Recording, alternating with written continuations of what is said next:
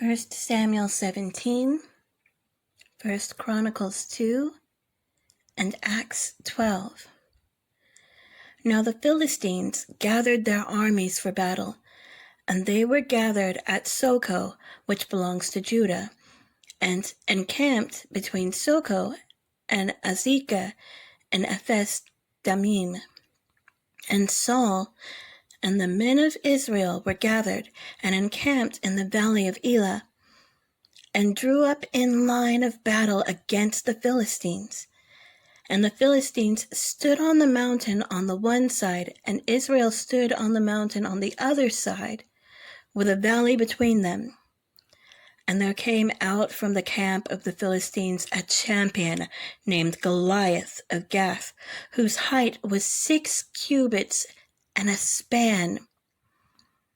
He had a helmet of bronze on his head, and he was armed with a coat of mail, and the weight of the coat was 5,000 shekels of bronze.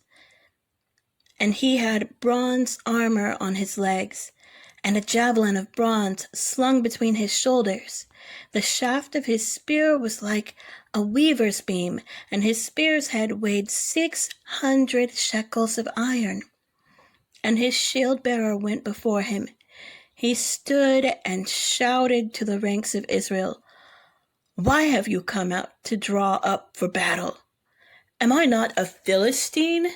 And are you not servants of Saul? Choose a man for yourselves and let him come down to me. If he is able to fight with me and kill me, then we will be your servants. But if I prevail against him and kill him, then you shall be our servants and serve us." And the Philistine said, "I defy the ranks of Israel this day. Give me a man that we may fight together." When Saul and all Israel heard these words of the Philistine, they were dismayed and greatly afraid. Now David was the son of an Ephrathite of Bethlehem in Judah named Jesse, who had 8 sons. In the days of Saul, the man was already old and advanced in years.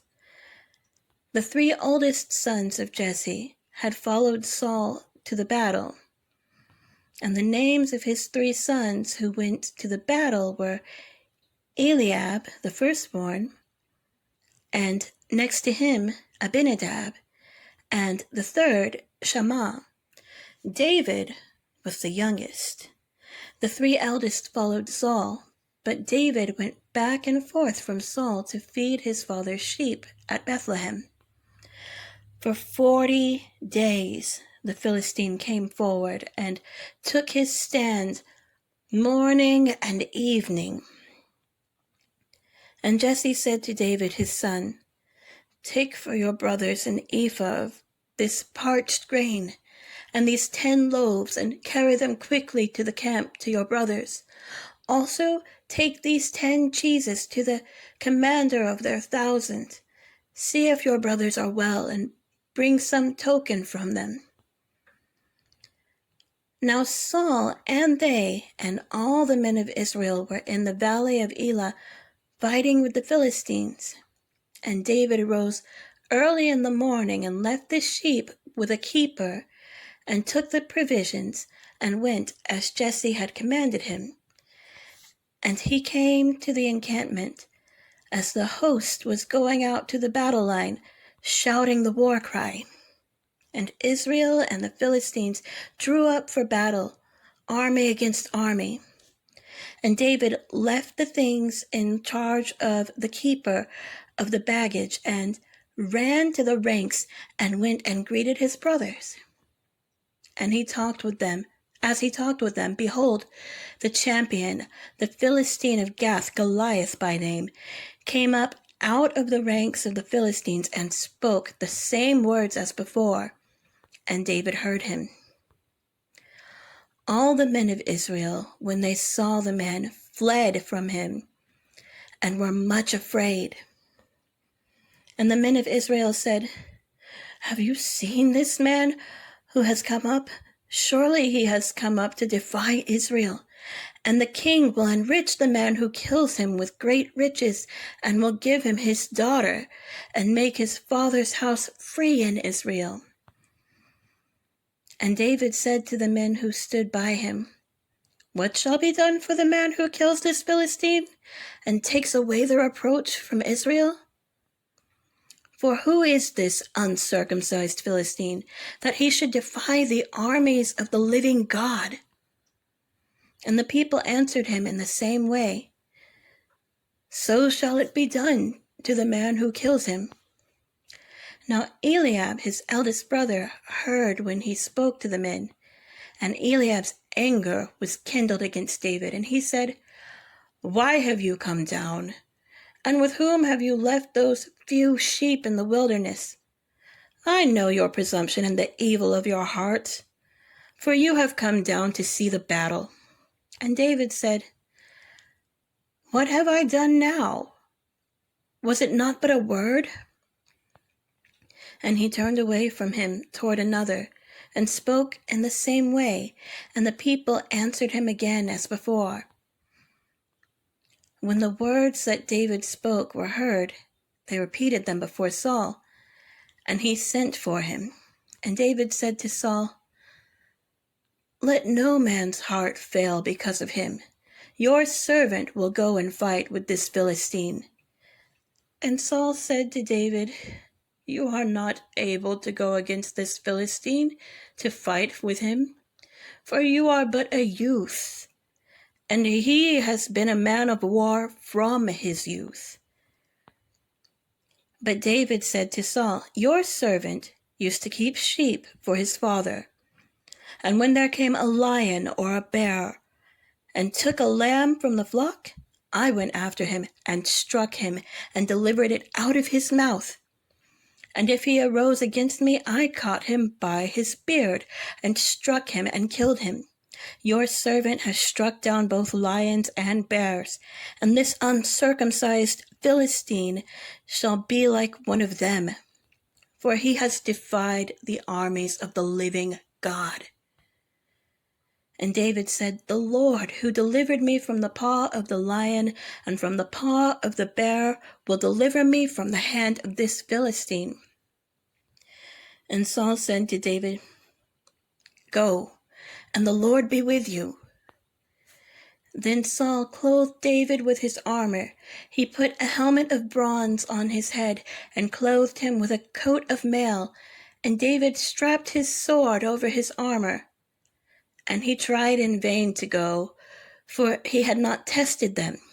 Then David said to Saul, I cannot go with these, for I have not tested them. So David put them off. Then he took his staff in his hand and chose 5 smooth stones from the brook and put them in his shepherd's pouch. His sling was in his hand, and he approached the Philistine. And the Philistine moved forward and came near to David with his shield-bearer in front of him. And when the Philistine looked and saw David, he disdained him, for he was but a youth, ruddy and handsome in appearance. And the Philistine said to David, Am I a dog that you come to me with sticks? And the Philistine cursed David by his gods. The Philistine said to David, Come to me, and I will give your flesh to the birds of the air and to the beasts of the field.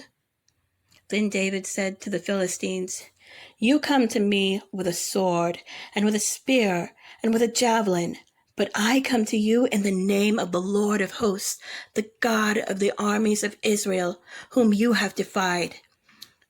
This day the Lord will deliver you into my hand, and I will strike you down and cut off your head, and I will give the dead bodies of the host of the Philistines this day to the birds of the air and to the wild beasts of the earth, that all the earth may know that there is a God in Israel, and that all this assembly may know that the Lord saves not with sword and spear, for the battle is the Lord's, and he will give you into our hand.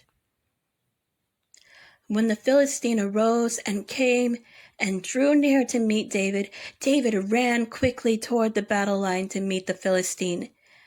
And David put his hand in his bag and took out a stone and slung it and struck the Philistine on his forehead.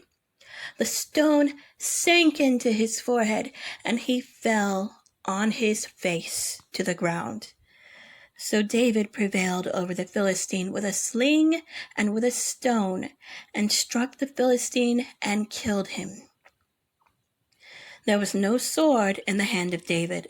Then David ran and stood over the Philistine and took his sword and drew it out of its sheath and killed him and cut off his head with it. When the Philistines saw that their champion was dead, they fled.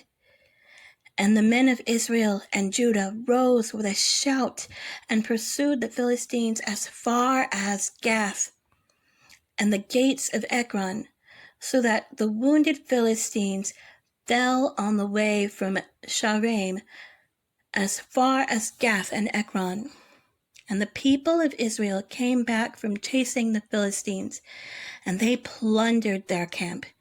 And David took the head of the Philistine and brought it to Jerusalem, but he put his armor in his tent. As soon as Saul saw David go out against the Philistine, he said to Abner, the commander of the army, "Abner, whose son is this youth?" And Abner said, "As your soul lives, O king, I do not know." And the king said, "Inquire whose son the boy is." And as soon as David returned from the striking down of the Philistine, Abner took him and brought him before Saul with the head of the Philistine in his hand. And Saul said to him, "Whose son are you, young man?" And David answered, "I am the son of your servant Jesse, the Bethlehemite." 1 Chronicles 2.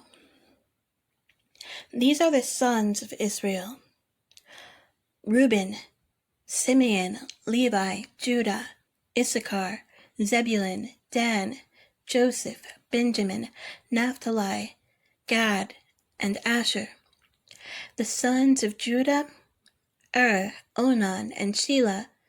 These three Bathshua the Canaanite bore to him. Now Judah's firstborn, was evil in the sight of the Lord, and he put him to death. His daughter-in-law, Tamar, also bore him Perez and Zerah. Judah had 5 sons in all. The sons of Perez: Hezron and Hamul. The sons of Zerah: Zimri, Ethan, Heman, Kakol, and Dara, 5 in all. The son of Carmi: Achan, the troubler of Israel, who broke faith in the matter of the devoted things. And Ethan's son was Azariah. The sons of Hezron that were born to him: Jerahmeel, Ram, and Kelubai. Ram fathered Amminadab, and Amminadab fathered Nahshon, prince of the sons of Judah. Nahshon fathered Salmon, Salmon fathered Boaz, Boaz fathered Obed, Obed fathered Jesse, Jesse fathered Eliab his firstborn, Abinadab the second, Shimei the third, Nathanael the fourth, Radai the fifth, Ozem the sixth, and David the seventh. And their sisters were Zeruiah and Abigail. The sons of Zeruiah: Abishai, Joab, and Asahel, 3. Abigail bore Amasa, and the father of Amasa was Jether the Ishmaelite. Caleb, the son of Hezron, fathered children by his wife Azubah, and by Jerioth, and these were her sons: Jesher, Shobab, and Ardon. When Azubah died, Caleb married Ephrath, who bore him Hur, Hur fathered Uri, and Uri fathered Bezalel. Afterward, Hezron went in to the daughter of Machir, the father of Gilead, whom he married when he was 60 years old, and she bore him Segub. And Segub fathered Jair, who had 23 cities in the land of Gilead. But Gesher and Aram took from them Havoth-jair, Kenath and its villages, 60 towns. All these were descendants of Machir, the father of Gilead. After the death of Hezron, Caleb went into Ephrathah, the wife of Hezron his father, and she bore him Ashur, the father of Tekoa. The sons of Jerahmeel, the firstborn of Hezron, Ram his firstborn, Bunah, Oren, Ozim, and Ahijah. Jerahmeel also had another wife, whose name was Atara. She was the mother of Onam. The sons of Ram, the firstborn of Jerahmeel, Maz, Jamin, and Eker. The sons of Onam, Shammai and Jada. The sons of Shammai, Nadab and Abishur. The name of Abishur's wife was Abihail, and she bore him Aphban and Molid. The sons of Nadab, Seled and Apaim, and Seled died childless. The son of Apaim, Ashai. The son of Ashai, Shishan. The son of Shishan, Ahlai. The sons of Jada, Shammai's brother, Jether and Jonathan, and Jether died childless. The sons of Jonathan, Peleth and Zaza. These are the descendants of Jerahmeel. Now Shishan had no sons, only daughters. But Shishan had an Egyptian slave whose name was Jarha. So Shishan gave his daughter in marriage to Jarha, his slave, and she bore him Attai. Attai fathered Nathan, and Nathan fathered Zabad, and Zabad fathered Ephlal, and Ephlal fathered Obed.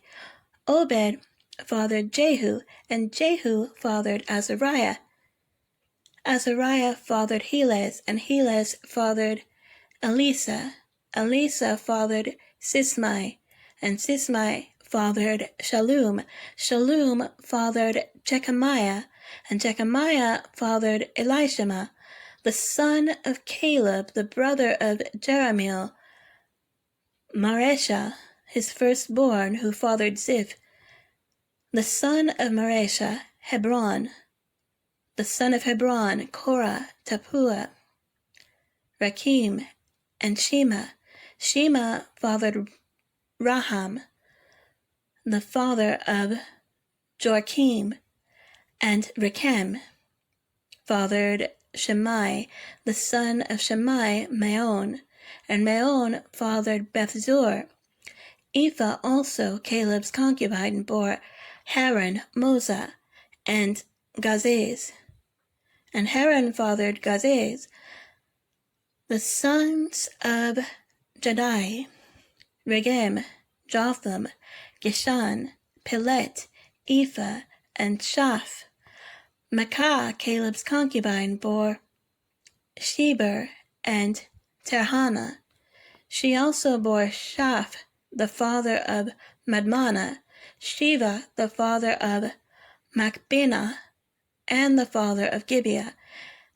And the daughter of Caleb was Aksan. These were the descendants of Caleb.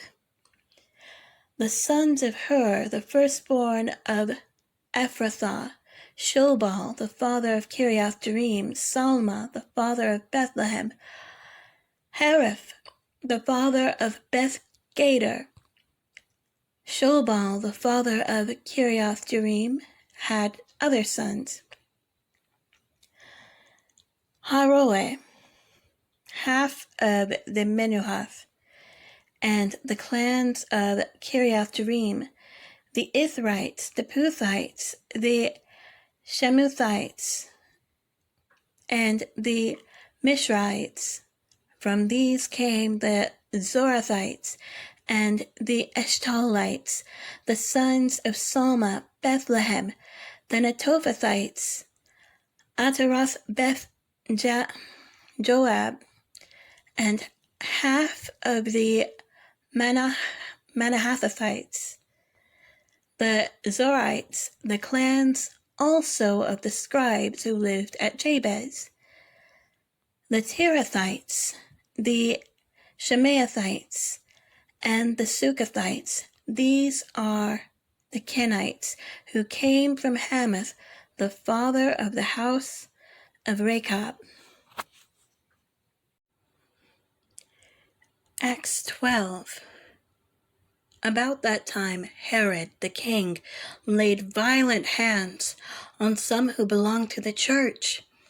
He killed James, the brother of John, with the sword. And when he saw that it pleased the Jews, he proceeded to arrest Peter also. This was during the days of unleavened bread. And when he had seized him, he put him in prison, delivering him over to 4 squads of soldiers to guard him, intending after the Passover to bring him out to the people. So Peter was kept in prison. But earnest prayer for him was made to God by the church. Now, when Herod was about to bring him out, on that very night, Peter was sleeping between 2 soldiers, bound with 2 chains, and sentries before the door were guarding the prison.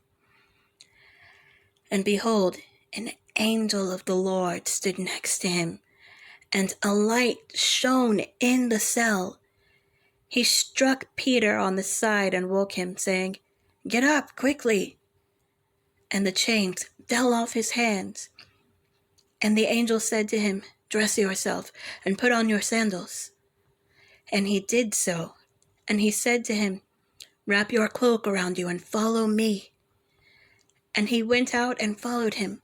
He did not know that what was being done by the angel was real, but thought he was seeing a vision. When they had passed the first and the second guard, they came to the iron gate leading into the city. It opened for them of its own accord, and they went out and went along one street, and immediately the angel left him. When Peter came to himself, he said, "Now I am sure that the Lord has sent his angel and rescued me from the hand of Herod and from all the Jewish people were expecting." When he realized this, he went to the house of Mary, the mother of John, whose other name was Mark, where many were gathered together and were praying. And when he knocked at the door of the gateway, a servant girl named Rhoda came to answer. Recognizing Peter's voice, in her joy, she did not open the gate, but ran in and reported that Peter was standing at the gate. They said to her, "You are out of your mind." But she kept insisting that it was so, and they kept saying, "It is his angel." But Peter continued knocking, and when they opened, they saw him and were amazed. But motioning to them with his hand to be silent, he described to them how the Lord had brought him out of the prison. And he said, "Tell these things to James and to the brothers." Then he departed and went to another place. Now, when day came, there was no little disturbance among the soldiers over what had become of Peter. And after Herod searched for him and did not find him, he examined the sentries and ordered that they should be put to death. Then he went down from Judea to Caesarea and spent time there. Now Herod was angry with the people of Tyre and Sidon, and they came to him with one accord, and having persuaded Blastus, the king's chamberlain, they asked for peace because their country depended on the king's country for food. On an appointed day, Herod put on his royal robes, took his seat upon the throne, and delivered an oration to them. And the people were shouting, "The voice of a God and not of a man." Immediately, an angel of the Lord struck him down because he did not give God the glory, and he was eaten by worms and breathed his last. But the word of God increased and multiplied, and Barnabas and Saul returned from Jerusalem when they had completed their service, bringing with them John, whose other name was Mark.